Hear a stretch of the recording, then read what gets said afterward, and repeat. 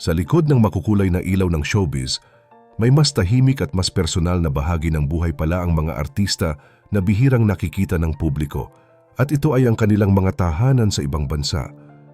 Ang mga bahay na ito ay hindi lang basta simbolo ng tagumpay, kundi resulta rin ng mahabang taon ng pagtatrabaho, matiyagang pag-iipon, at mga desisyong pinag-isipan ng mabuti.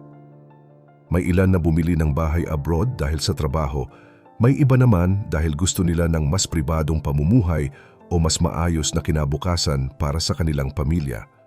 Kaya sa video na ito, titingnan natin kung paano namumuhay ang ilan sa mga sikat na artista kapag wala na sila sa harap ng kamera at kung anong klase ng mga luxury house ang kanilang piniling ipundar sa ibang bansa. Sa top 10 luxury house sa abroad ng mga sikat na artista, alin kaya sa mga bahay na ito ang may pinaka-nakakatuwang kwento sa likod nito? Pero bago po ang lahat, baka pwedeng palike ang video na ito dahil napakalaking bagay na ito sa aming content creators. Maraming salamat po. Simulan natin sa ika-10 pwesto kung saan naroon ang celebrity couple na sina Judy Ann Santos at Ryan Agoncillo. Kilala silang mag-asawa na mas inuuna ang pamilya kaysa sa pagpapakita ng marangyang pamumuhay. Kaya ikinagulat ng ilan nang lumabas na may bahay pala sila sa Las Vegas. Ayon sa mga ulat, binili raw ni Ryan ang bahay bilang regalo para kay Judy Ann at ginawa ito hindi lang bilang investment kundi bilang isang lugar na pwedeng puntahan ng buong pamilya. Sa isang video na ibinahagi noon, makikita na maluwag ang loob ng bahay at tahimik ang paligid kahit na wala pa itong masyadong gamit noong mga panahong iyon. Ramdam pa rin daw ang pagiging homey ng lugar dahil malinaw na idinisenyo ito para sa pahinga at bonding ng kanilang mga anak. Sa ika-9 na pwesto naman ay si Liza Soberano na piniling manirahan sa Los Angeles matapos magdesisyon na subukan ang mas malawak na oportunidad sa Hollywood. Sa isang vlog na kanyang ibinahagi, ipinakita niya ang kanyang modern apartment na may simple at malinis na disenyo kung saan dominante ang kulay puti kaya magaan ito sa mata. May sapat na espasyo raw ang unit para sa kanyang pang-araw-araw na gawain, kabilang ang pahinga, trabaho at personal na oras, kaya hindi niya nararamdaman na masikip ang lugar. Ayon kay Liza, mahalaga sa kanya ang magkaroon ng sariling tirahan dahil dito raw siya mas nakakaramdam ng kalayaan at mas nakakapag-isip ng malinaw tungkol sa susunod na hakbang sa kanyang buhay at karera. Sumunod sa ika-8 pwesto ay si Bea Alonzo, na kilala hindi lang sa husay sa pag-arte kundi pati rin sa pagiging maingat pagdating sa pera at investments. Noong ibinahagi niya ang kanyang apartment sa Madrid, Spain, sinabi niyang dumaan muna siya sa mahabang proseso ng pagpili dahil gusto niyang masigurong sulit ang kanyang bibilhin. Kahit mas mataas daw ang presyo nito kumpara sa iba niyang tiningnan, pinili pa rin niya ang unit dahil pasok ito sa kanyang style at sa mga pangangailangan niya kapag nasa abroad. Plus, ang apartment ay may modernong kusina na kumpleto ang gamit, maayos na mga kwarto at magandang lokasyon dahil walking distance lang ito sa mga tindahan at kainan, kaya naging praktikal ang kanyang pamumuhay doon. Para kay Bea, ang bahay na ito ay nagsilbing personal na espasyo kung saan siya pwedeng magpahinga at mag-recharge kapag gusto niyang lumayo muna sa ingay ng trabaho. Sa ika-7 pwesto ay si Chris Bernal, na matagal na raw may pangarap na magkaroon ng sariling bahay sa ibang bansa bilang bahagi ng kanyang long-term plan. Noong makabili siya ng 2 palapag na bahay sa Los Angeles, sinabi niyang pinili niya ito dahil sa modernong disenyo, dami ng kwarto, at mataas na seguridad ng komunidad.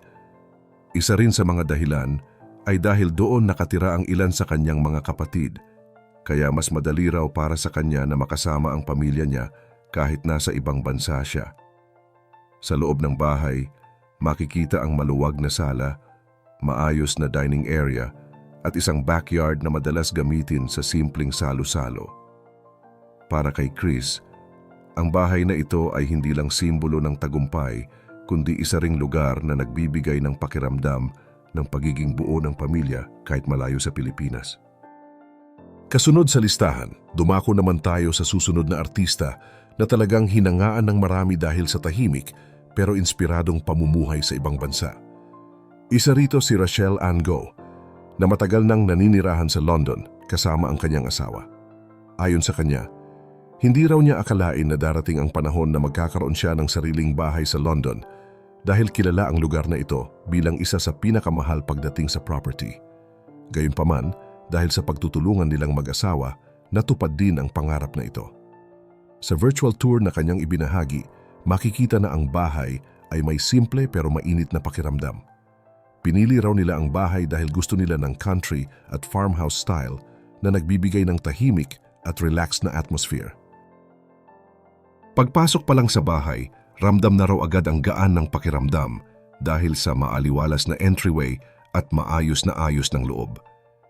May sala na may malaking bintana, fireplace at maraming halaman na lalong nagpapakalma sa lugar.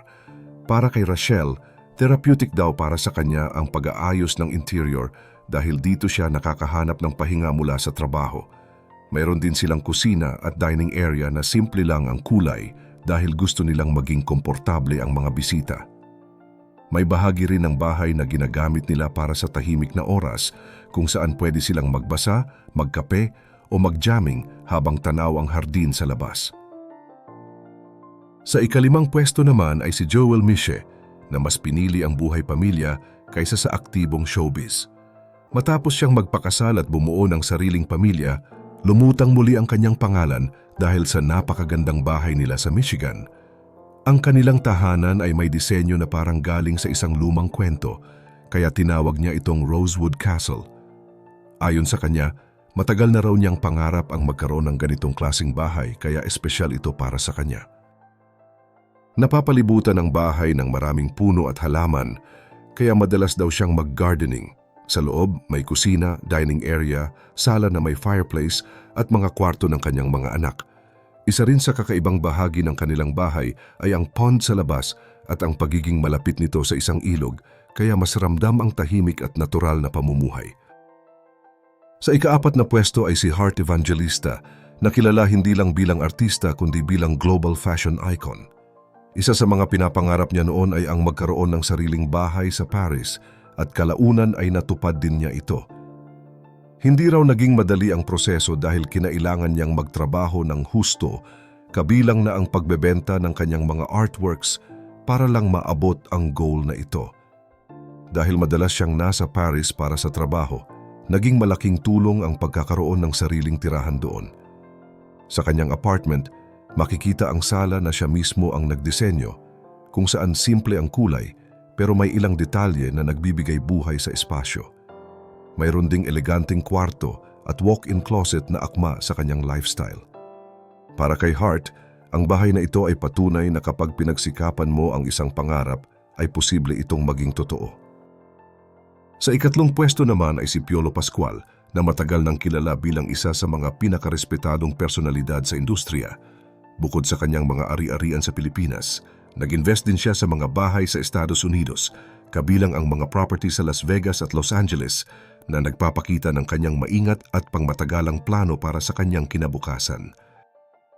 Para kay Piolo Pascual, hindi lang isa kundi 2 bahay sa Estados Unidos ang naging mahalagang bahagi ng kanyang personal na buhay. Sa isang interview, ibinahagi niya na binili niya ang kanyang bahay sa Las Vegas noong mga unang taon ng kanyang karera dahil gusto niya ng lugar na tahimik at malayo sa mata ng publiko. Ang 2-story house na ito ay matatagpuan sa isang secluded na lugar kaya mas komportable raw siya at ang kanyang pamilya kapag doon sila namamalagi.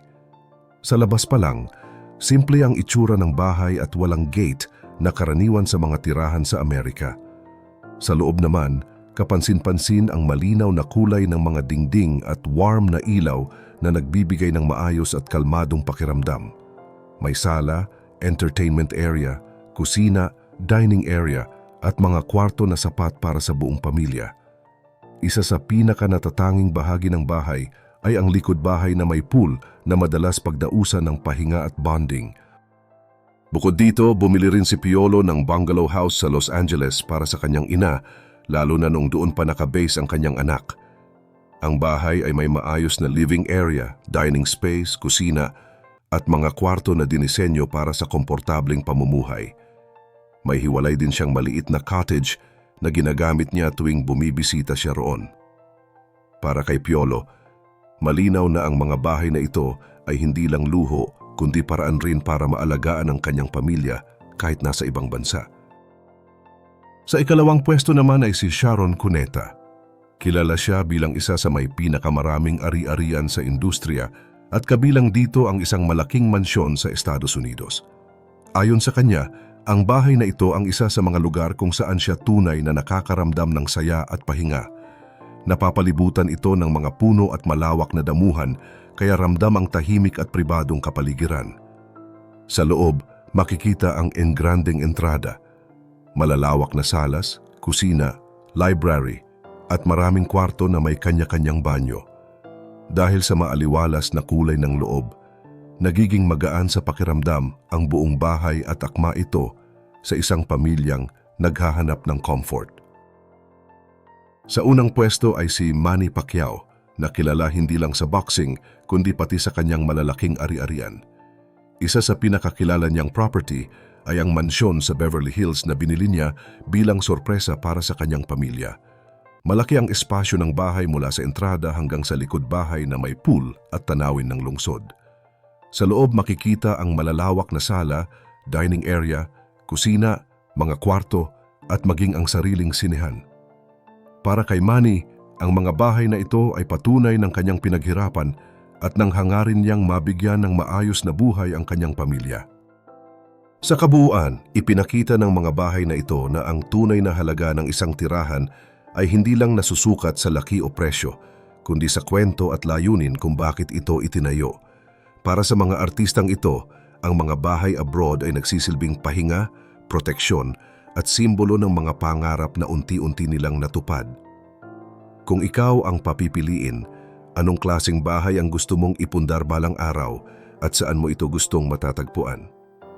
I-share mo naman ang sagot mo sa ibaba at huwag kalimutang mag-like at subscribe para sa mas marami pang updates gaya nito.